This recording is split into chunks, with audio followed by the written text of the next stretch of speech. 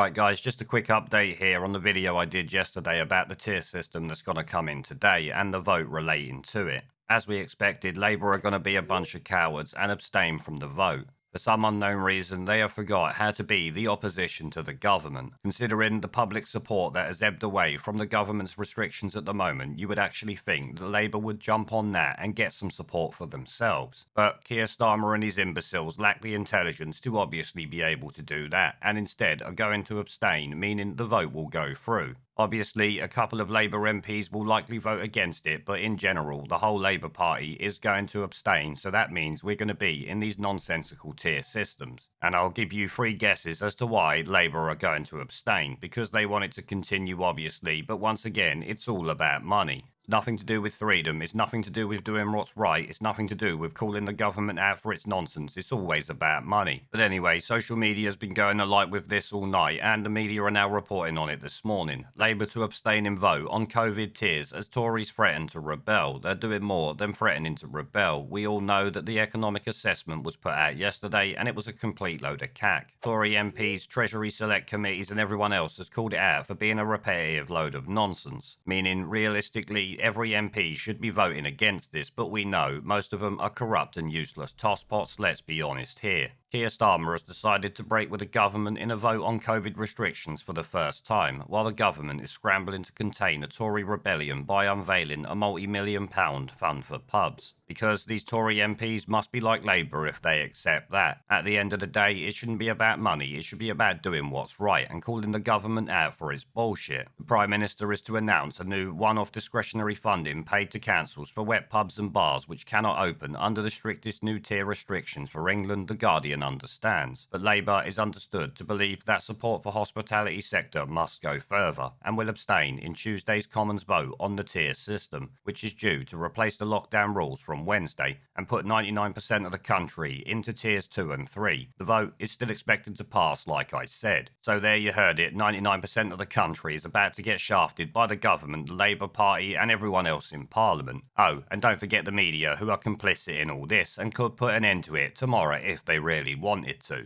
Though Boris Johnson will hope to win round some rebels with his new funding, lockdown skeptic MPs were expressing anger on Monday night at the publication of an impact assessment of the economic and health costs of the stricter tier system, something I alluded to earlier. The report threw down the gauntlet to Tory MPs. No, it really didn't, warning that letting the NHS be overwhelmed would be intolerable for our society, but concluded it was impossible to know whether the economic impact of the new tier system would be greater than that of taking no action. So in other words, they have no fucking idea what they are doing, they are just doing this shit because clearly they're being told to by the WEF at this point. I don't see how you can consider it any other way, given the things that they are doing don't make any fucking sense. It shows to me they are being told to do something by someone else. It was criticised by some MPs for being thin and repetitive. Mel Stride, the chair of the Treasury Select Committee, said he was deeply disappointed by the rehashed and frustrating analysis. There had been repeated calls for its publication, but we always knew it was going to be a complete load of garbage. I even said it in my video yesterday before it was released. Starmer's move to whip Labour to abstain in Tuesday's vote will prompt fears in Downing Street that Johnson can no longer count on the opposition's support for coronavirus measures that may have become deeply unpopular with his own MPs. On Monday, the Environment Secretary, George Eustice, acknowledged that up to 100 MPs could rebel, something I covered in my video. Starmer will tell his MPs he does not believe Labour should directly oppose the measures because of the need to keep control of the virus, but he will say that by abstaining, the party can signal that the financial support for the hospitality businesses is inadequate.